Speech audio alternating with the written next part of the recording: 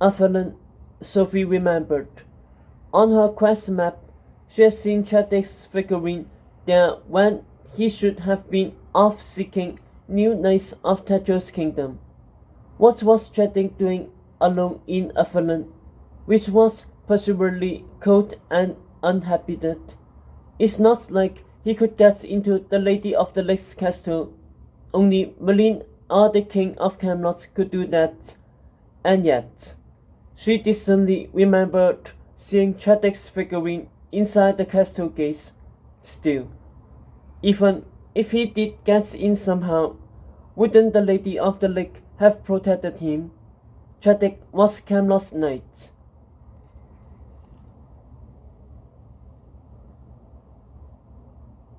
Dauphin's voice severed her thoughts. He sent me a note by Crow a couple weeks ago. He had been hearing reports of attacks in the woods and wanted to find out who was behind them. I ordered the team not to make a move, to stay on his original mission. Clearly, he disobeyed.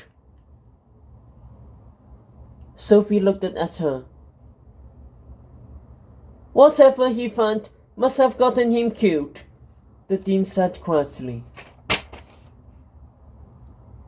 And now you want me to go and get killed too? Sophie asked. Unlike Chadwick, you will have friends at your side, the dean replied, eyeing the three witches. That's what friends again, Hester murmured.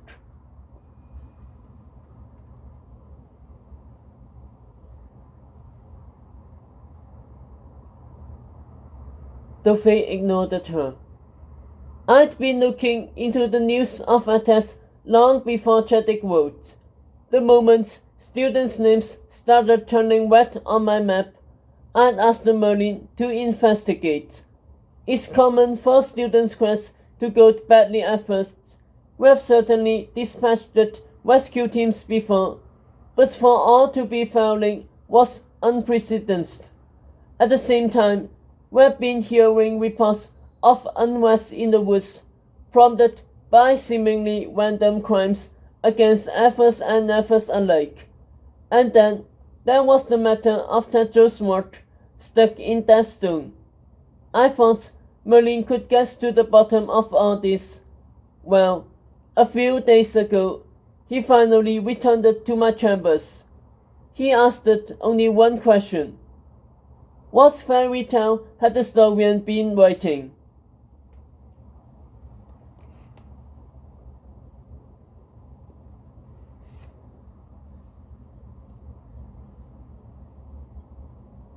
Nothing of substance. I've told you that, Sophie said, glancing up at Schoolmaster's Tower, now her private quarters, which was connected to Ethel's castle by a catwalk.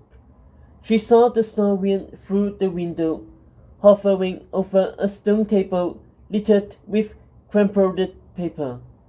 Ever since it's finished mine and Agatha's fairy tale, it's been starting and discarding tales of our classmates' quests.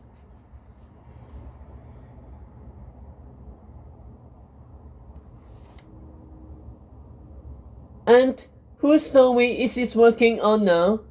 Said Dauphin. He stopped writing completely last week, which after all, that frantic scribbling and crumpling the last few months is actually letting me sleep, Sophie puffed. But you said that the historian often suspects a fairy tale will be a good one, only to scrap its mid-story. That is perfectly normal.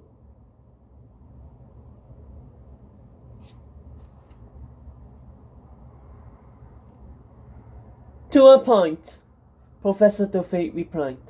The historian only writes tales that we need, stories that will redress a balance between good and evil that is constantly in flux.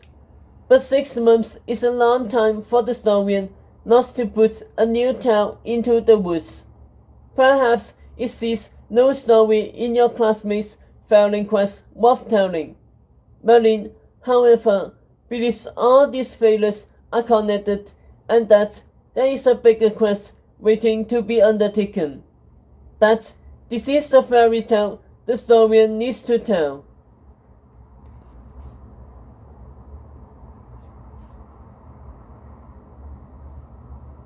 Yes, you have no proof of this bigger quest or fairy tale, said Sophie. And yet, we still have to go with her, Hester said, leering at Sophie. A student is that, girls. I think at the very least, you'll want to bury his body, let alone find out what killed him, said Professor Dovey frostily. I do. Sophie and the waitress fell silent. There is also the fact that, according to the map, you are all failing your quest too, Professor Dovey said. Sophie and the coffin gawked at her before referring to the map. They'd been so focused on their classmates that they hadn't noticed that their own names were in red. How can I be failing? Sophie protested. My quest is to be Dean of Evil. That's the quest Lady Lasso gave me.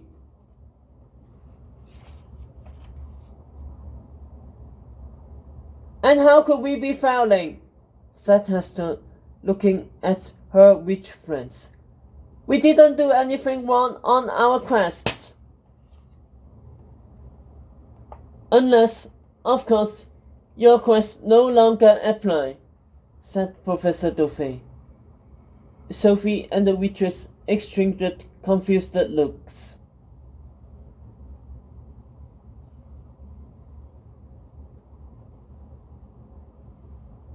You see, your names only turned red on my map yesterday, within minutes of Chadwick's death, said Professor Dovey. I highly doubt it's a coincidence. The historian creates a quest map every 3 years once the new class goes into the woods.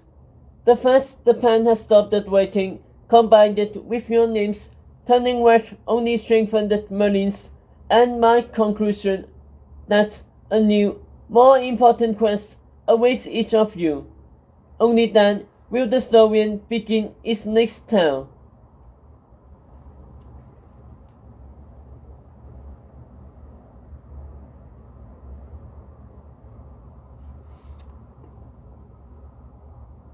She paused, expecting questions, but Sophie and the waitress still looked dazed.